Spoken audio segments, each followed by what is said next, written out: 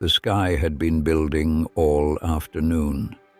Dark, the particular color of bruised iron that any man who worked outdoors, any drover, any farmer, any traveler with sense, learned to read as a command. Seek shelter, find walls, get off the road. But the road from Erfurt to Mansfeld stretched flat and exposed across the summer fields of Thuringia, and the young man walking it had miles yet to cover and a mind occupied with comfortable certainties, the familiar ruts beneath his feet, the weight of a student's bag on his shoulder, the life that was assembling itself with steady and satisfying precision around the ambitions of a father who had planned it all in advance. Then the world cracked open. It came without preamble, the way the worst things always do, a flash that bleached the road to white bone, a sound, not thunder, but something older than thunder, something that lived beneath sound entirely. And then the pressure wave, slamming into him like a wall, throwing him from his feet and down into the mud and the loose stones of the road outside the village of Stotternheim. The sky split. The fields screamed with rain. The smell of scorched air and wet earth rose together, inseparable, the way they do when God has just touched the ground. He lay in the mud. The rain hammered the road around him. Lightning moved across the fields, counting itself away. And then a vow tore itself out of him, hurled upward toward a God he was absolutely certain was trying to kill him. Saint Anne, help me. I will become a monk. Welcome to Portraits of the Past, where we explore the lives of those whose legacies continue to echo through time. The date was the 2nd of July, 1505. The young man on the road was 21-year-old Martin Luther, and he meant every word.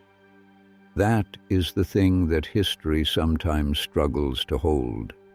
From the distance of 5 centuries, it is tempting to read that vow as the panicked utterance of a young man who would think better of it once the rain had stopped and the road had dried and his own pulse had returned to something ordinary. But that is not what happened. Because to understand what Martin Luther did on the road to Stotternheim, and why the consequences of that single desperate promise would eventually fracture the architecture of Western Christendom, you must first understand the world in which he fell. It was a world that understood death differently.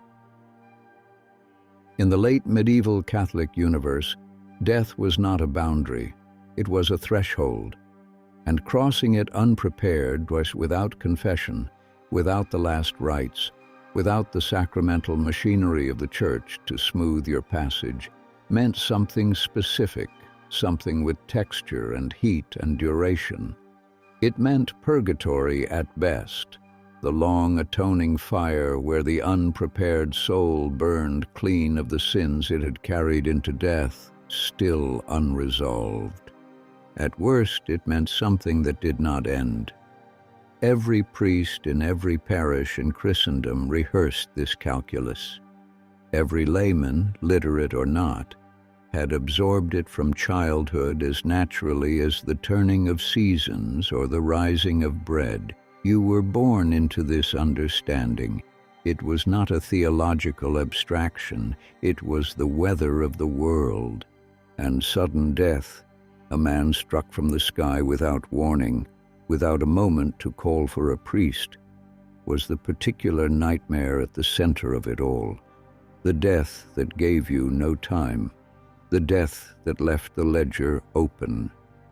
Lightning was not, to the medieval mind, a disturbance in the atmosphere. It was agency, it was will, it was God reaching down through the clouds with something urgent to communicate. Luther had been raised to understand this with his whole body. His invocation was not random. He did not cry out to St. Peter or the Virgin.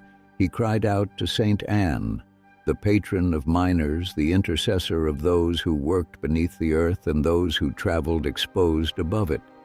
That choice was instinct, which is to say it was formation. Luther's father worked the copper mines of Mansfeld. The family had grown up in the shadow of that trade, its rhythms, its dangers, its particular relationship with the earth and whatever lay beneath it. Saint Anne was the saint of that world. She was the name you called when the ground shifted, when the shaft flooded, when the road gave way. That Luther reached for her in the moment of maximum terror tells you exactly where he came from. Hans Luther was a man built from the same rough material as the Thuringian hills themselves. He had come from peasant stock, the kind of origin that in another life, with another temperament, might have stayed exactly where it started. But Hans was not content with what he had been given. He had worked his way into the copper smelting trade, leasing furnaces, building a small but stubborn prosperity through sheer accumulation of labor and nerve. He was not wealthy, but he was climbing. And in his eldest son, Martin, he had placed the full architectural weight of everything he had worked toward. The plan was clear, and Hans did not deal in ambiguity. Martin would study law. He would enter the legal profession, the great engine of civic and courtly power in the Holy Roman Empire, a career that could carry a man of genuine ability clean out of the class into which he had been born. Hans had paid for the schooling. He had paid for the university at Erfurt, where Martin had excelled, where his masters had recognized something formidable in the young man's mind, a precision and a hunger that the ordinary student body did not possess. Hans had calculated all of it.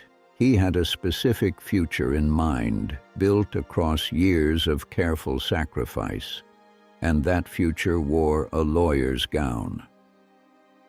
What Hans Luther did not have in mind was a thunderstorm in a field outside Stotternheim. Martin had known in some private region of himself that the law was not what he wanted. The records of his years at Erfurt hint at a young man of restless and searching intelligence, drawn toward philosophy, toward the hard questions that lived at the edges of the curriculum he had been prescribed. He owned a copy of the Bible, which in that era was no small or casual possession. He had read it closely enough to feel its weight. There were interests pulling at him from directions his father had not approved and likely did not know about in full. But the law was the plan, and the plan was Hans Luther's, and a son who owed his father everything does not easily reroute the life that has been purchased for him. The storm made the decision instead. It must be said plainly, Luther did not interpret what happened on that road as a close encounter with bad weather. He interpreted it as a communication. In his world, the world his theology, his parish, his entire formation had built around him like the walls of a house. A bolt of lightning hurled at a man's feet on an open road was not random. It was the finger of God pointing. It was the opening of a conversation, and the only possible response for a man who believed what Martin Luther believed, with every nerve and sinew of his trained medieval soul, was to answer it. He answered with a vow, and in the theology of that world, a vow spoken in extremity was binding as iron. You did not make a promise to a saint at the mouth of a killing storm, and then walk it back when the sun came out. That was not a technicality. That was a transaction witnessed from above, and to rescind it was to invite something worse than lightning. The vow was not a panicked mistake. The vow was, by every measure available to the man who had uttered it, the only honest response to what had just happened to him. He returned to Erfurt. He told his friends what he had decided. Some wept.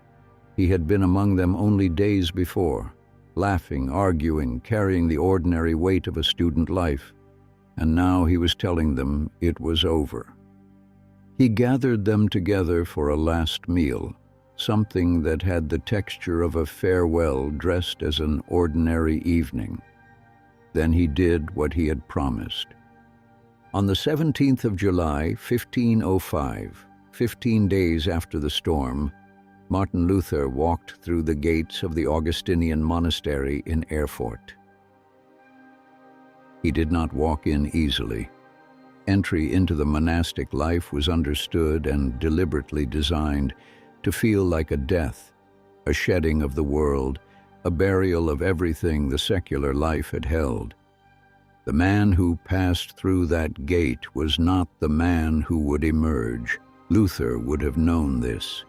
He was leaving the law, the road, the copper-smelting future his father had built for him with decades of calloused labor. He was leaving behind the son Hans Luther had invested in and shaped and arranged. The letter to his father had yet to be delivered. What is recorded with the clarity of a wound that never fully healed is Hans Luther's response when the news reached him. The fury, the particular fury of a man who has built something carefully across a lifetime, piece by piece, and watched a single afternoon unmake it. Hans wrote back with the anger of a man who felt he had been robbed by his own son, by a vow made in a field, in the rain, to a saint who watched over miners. Hans did not understand. He could not yet. None of them could. The monastery gates closed. The stone was cold under Luther's hands. Behind him, the world he had known fell quiet. Ahead, the silence of the cloister, the counting of the hours, the long and searching darkness of a young man who had made a promise to God in blind terror and intended, with every ounce of his considerable will, to keep it. He did not yet know what keeping it would cost him. He did not yet know what it would cost the world.